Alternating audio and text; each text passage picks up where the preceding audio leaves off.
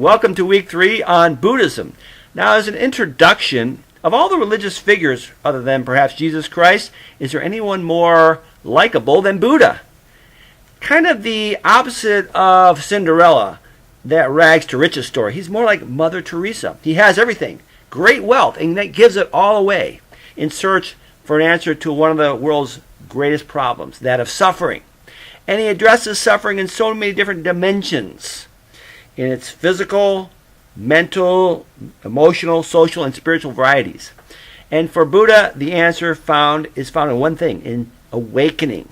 So whereas Christ is called the anointed one, literally, the Buddha is literally the awakened one. He's also called the man who woke up. Perhaps someone would ask Buddha, and I think someone even did ask Buddha, what order of being are you? Are you a god? He would say no. An angel? A saint? No. So what or who are you? And he would say, I am awake. But then the question, of course, arises, you are awake to what? And it turns out that rather than being a spiritual awakening, it's more of a psychological one. And we see this in the way that Buddhism addresses the worldview questions and answers these questions. First, the question of the absolute.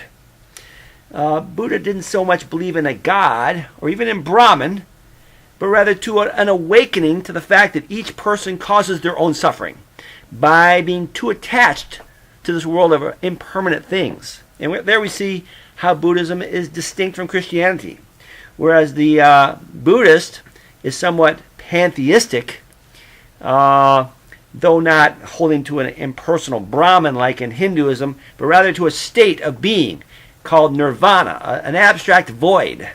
Where in Christianity, though, they believe in a personal God, a God with the fullness of all good character qualities. In the question of humanity, what does Buddhism believe? They don't hold even to the doctrine of Atman in Hinduism, but rather that a human being is an impersonal collection of 5 aggregates, and you'll read about these aggregates in your reading in Matthew's. In Christianity, of course, humans are created in the image of God. They have an eternal, permanent existence. And Christians say that humans thereby have dignity in that image. What about the problem and the solution of the world?